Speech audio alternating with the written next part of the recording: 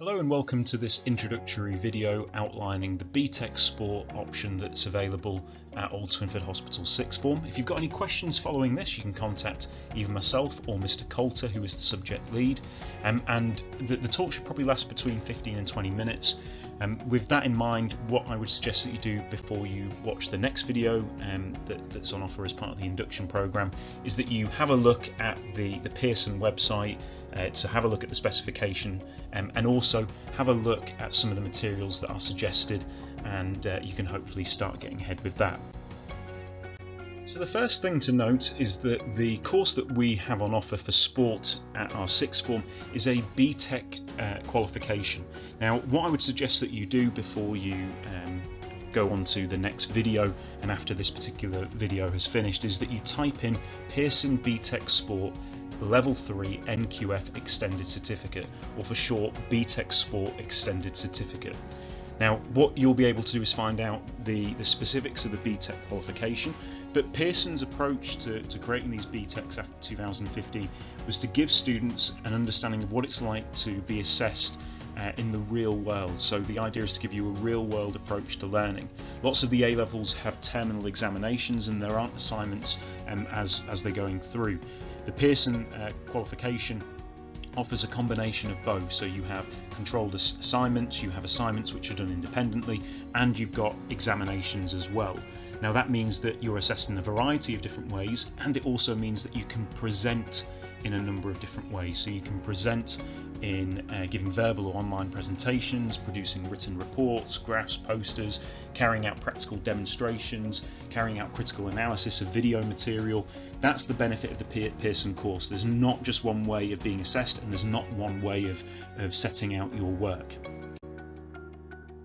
The course that's on offer, there are 4 different units. 3 of them are mandatory, so you'll find a lot of materials online for units 1, 2 and 3, and unit 6 is the one that the department have chosen.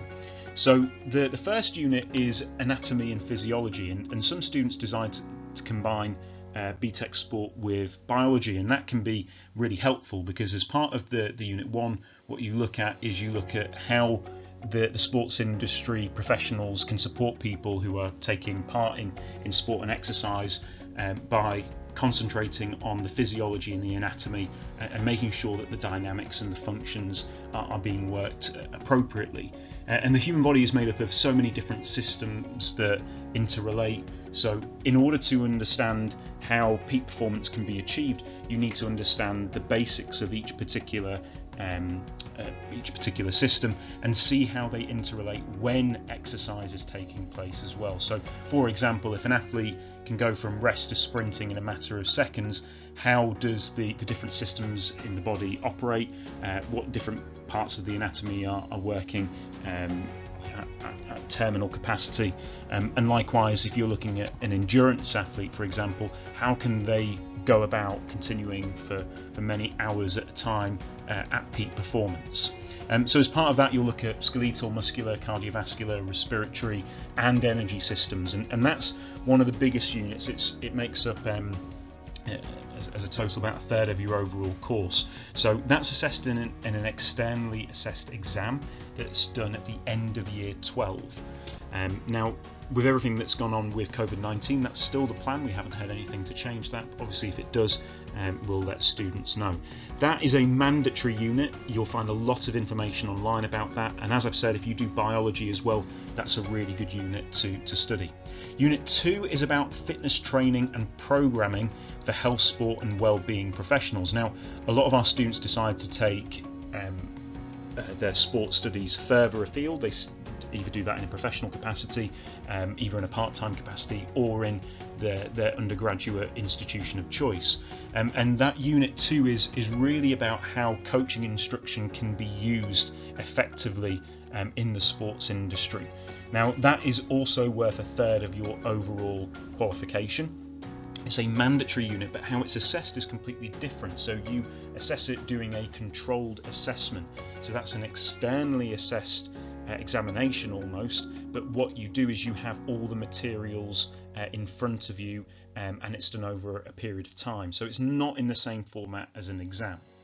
Unit 3 is the final mandatory unit, but that's internally assessed, and it's worth half the amount of points as the first 2 units. This is on professional development in the sports industry, so it's combining some of the skills from Unit 2 and 1 together.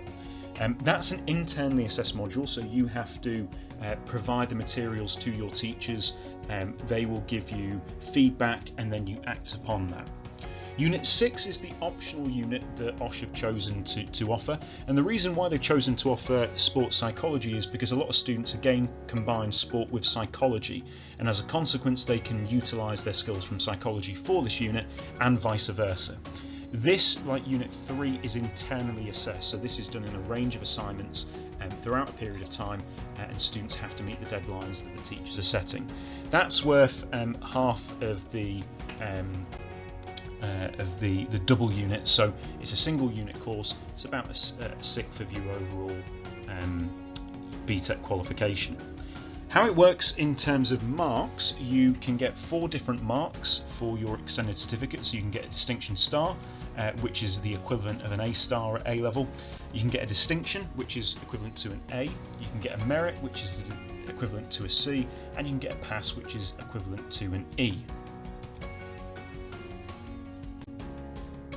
And I'm pleased to say that the pass rate for the department has been consistently strong over a number of years. So last year, for example, 46% of students that did BTEC Sport got a distinction or higher, which is an impressive track record.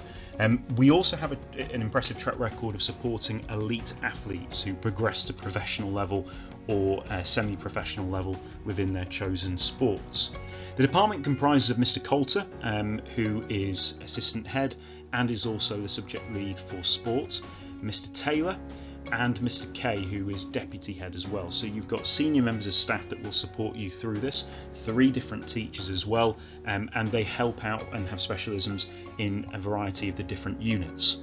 You can see as well that we've got a testimonial there from Scarlett in year 12, and she's specifically focused in on the supportive nature of the department, the fact that these assignments come quite thick and fast and the department are always there to go to if you've got any questions. The entry requirements for the subject, you need to make sure that you meet the school's minimum entry requirements, and you need to have achieved either a grade 4 in PE or a double 4 in your sciences.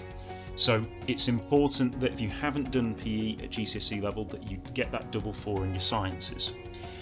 The traits that we're really looking for, you don't have to necessarily be the most semi-professional, professional sports person, but you need to have those desirable traits that we're looking for at BTEC level.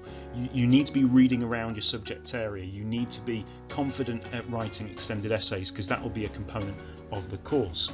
You need to be able to argue your points effectively and communicate that either in verbal or written format, because of the variety of ways in which you're assessed for the course.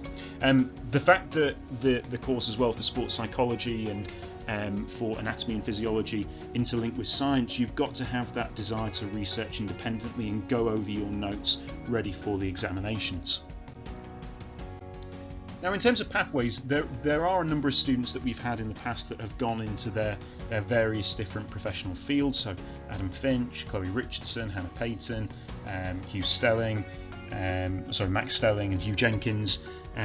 We've got a number of students that have progressed into professional sports people, and that's something that happens, appears to be every 1 or 2 years, and again I would imagine that over the course of the next 2 years we have a similar environment, but it doesn't necessarily need to be the case that that's your chosen career. Sport as a undergraduate option is our most chosen option for university programs, and that comes down to the fact that the way in which the BTEC Sport option is given to students is very similar to what an undergraduate degree is like. Lots of assignments and examinations and that combination. So you don't have to choose just the field of professional athlete, and it's not necessarily the route that you have to go down. We've had people that have gone to study mathematics at university after doing the BTEC Sport qualification. There's so many different routes that are available to you. So over the summer period, there is the essential bridging task that you need to complete, and we'd also like you to broaden your subject horizons to deal with sport and to consolidate your GCSE work. So to consolidate your GCSE work, what we'd suggest that you do is go on to Seneca and complete the physical education OCR GCSE component. We'd also perhaps suggest that you go over your biology GCSE work, particularly any aspects that relate to anatomy and physiology. That will be the first unit that you'll be looking at with Mr. Coulter in September, so it's important that you go over that. It would also be useful for you to broaden your subject horizons, so the British Journal for Sports Medicine is something that you can find online. If you type in BJSM, British Journal for Sports Medicine, you can find the number of podcasts that they have. They get specialists in sports science coming on and talking about specific areas. So the one this week, for example, is on ankle injuries in competitive sport.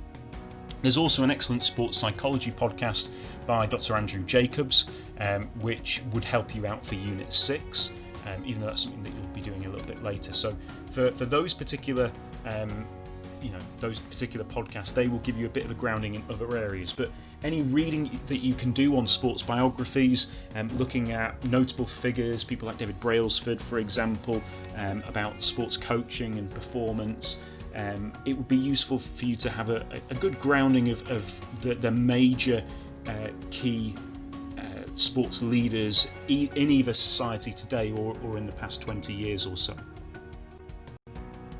And finally, you need to complete the bridging tasks that have been set by the department. So the task in the middle is your essential task, and the tasks around the outside, you can choose 2 of them as a minimum. So the thing that you need to do is you need to complete a food diary for 1 week, and you need to identify the strengths and weaknesses in your diet, offering suggestions for improvement using research-based nutrition guidance. We've had students before that have done the BTEC sport qualification and have gone into nutritional science as a module. But the reason why this is so important is for Unit 2, looking at sports performance and how to make sure that you're performing as you should as an athlete, you need to be having a certain degree of grounding in nutritional science. So it's important that you do that particular task. That's the essential one. Around the outside, you've got other tasks that you can do. So you could identify and explain 5 different functions of the skeletal system in enhancing sporting performance. It might even be useful to annotate a diagram for that. You could write a page explaining the short and long-term effects of sport and exercise on the muscular system. You can identify a fitness goal for yourself and design a 4-week fitness training program to try and reach that particular fitness goal. Completing a diary alongside that would be useful as well for you. Explaining why hydration is important in sports performance. Again, a page writing, 500 words.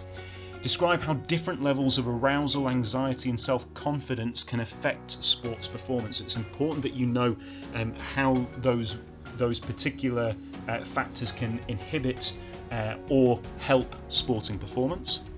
You could explain the development pathway into a selected career in the sports industry. So if you're looking to, this is your chosen route, you want to do something in sport, think about what you would need to do to get to that particular level. So what qualifications do you need? What experience do you need to get to that particular level? You could create a CV highlighting your experiences and skills that would help you if you were to get a job in the sports industry. If you're an internal or student, you can use Unifrog for that as well. You can use the CV tool. If you're an external student, you'll get Unifrog in September and you'll be able to do that task then if you so choose. But you can create a CV without using Unifrog. And finally, 500 words, it's a really tough one because there's so many things that you could talk about, but explain the benefits of a healthy diet. And as part of that, you need to identify what comprises a healthy diet, so what makes up a healthy diet. Thanks very much for watching and listening to this video. If you've got any questions, you can contact Mr. Coulter or you can contact myself. And make sure that before September, before you return, you do the essential task in the middle and 2 tasks from around the outside. Thank you.